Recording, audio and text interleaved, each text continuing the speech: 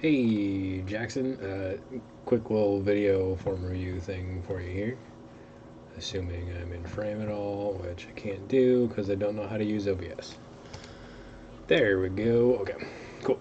Okay, so big improvement from where you were at in that first video. Like you're hopping out of your brace, so you have a certain amount of momentum, you have a certain amount of brace, and your momentum isn't low enough so it won't stick under your brace, like it won't, your weight won't hang down into your front hip and stay in the brace, so you're popping up out of your brace, and that's why you have to hop and reset your balance.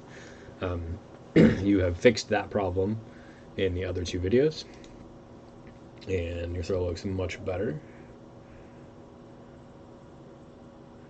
but you're still spinning out too much. Yeah, that's accurate. So let's just start at the beginning. This foot placement is too far back.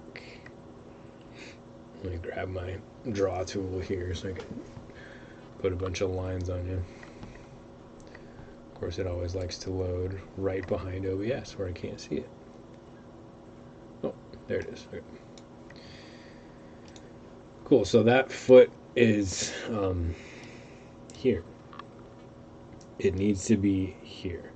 So if you want to go deeper on the footwork stuff, if you want to trust me, that's cool. I promise I'm right.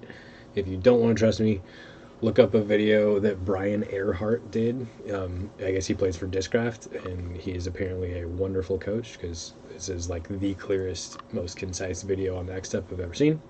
And he thinks about things a little bit differently than a lot of people have taught previously. I like his method a lot better. I've changed what I'm coaching because of that. And he commits to the idea that your last three steps, your initial step, which is what this one is, then your X step, which is your next one, and your plant, those all need to be toes 90 degrees off of your line of throw. So assuming you're throwing, parallel to the T-pad, this foot needs to be here.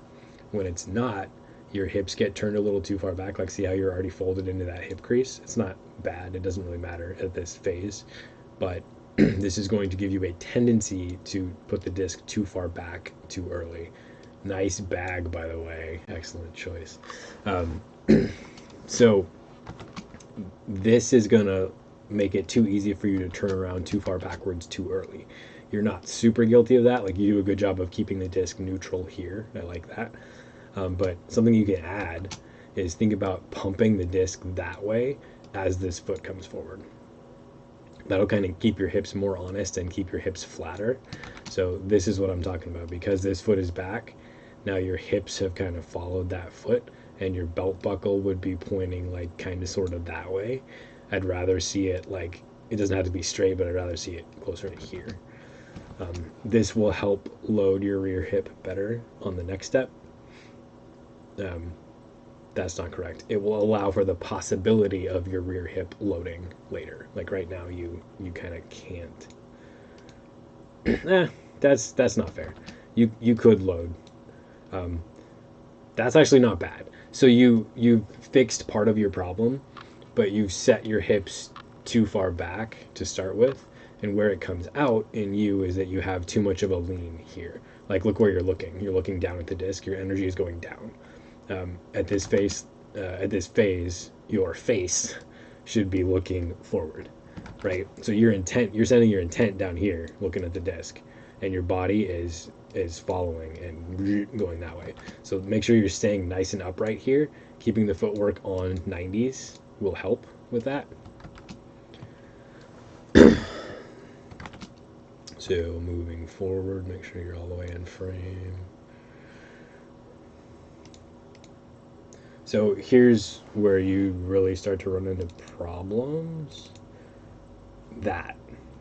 So your front foot looked kind of sort of okay. It's because you're keeping it closed. You're keeping the toes pointed, where I want them, 90 degrees off angle. They can actually go farther back, but here you've opened up. When the toe opens, the hip opens. Hip opening before your plant is bad.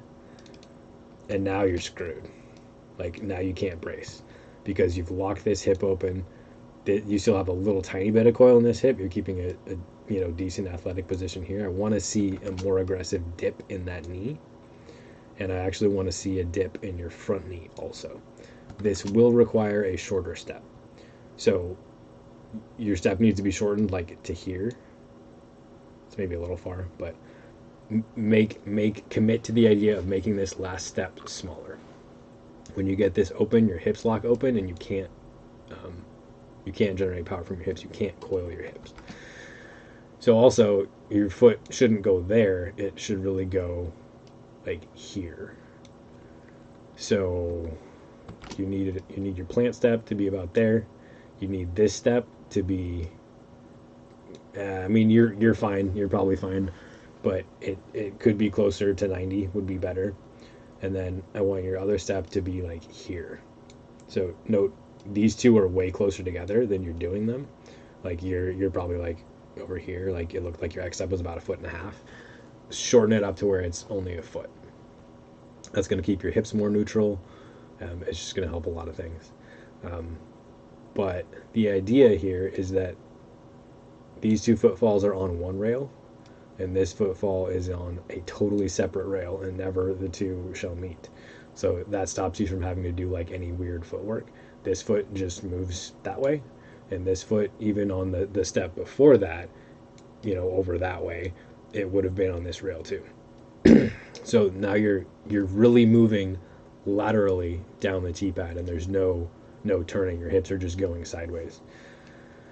So what shortening the step from here to here lets you do is, the easiest way to explain this is put your feet in this position where they're on one rail, they're on the same rail, and your toes are way far out like this, and your stride length is way far out like this.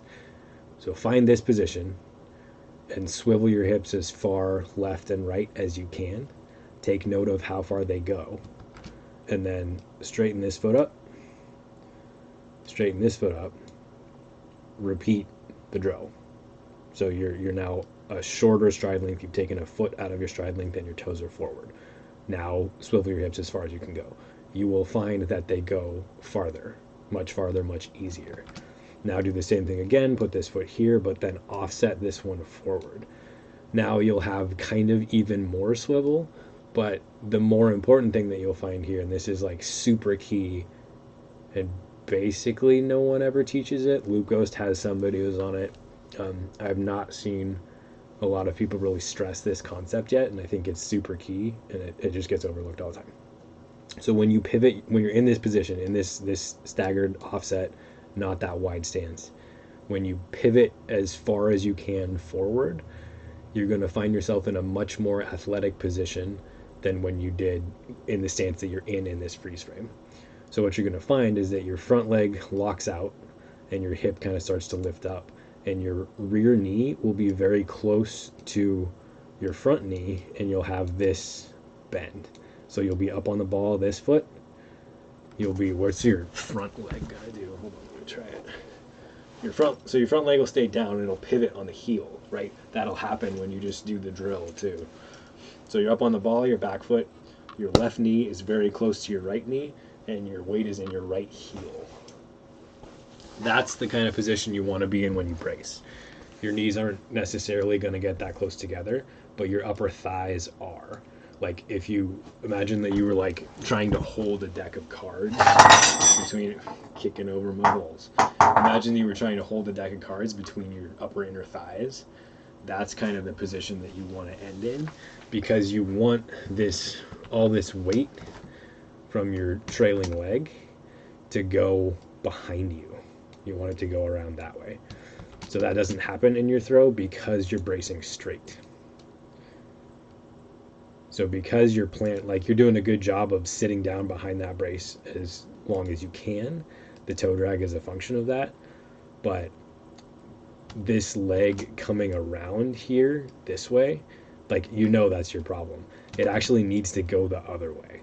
When it goes the other way, so you move this plant foot from here to over here, and then because your rear foot was here, when your brace starts stopping the motion, this leg has to go that way.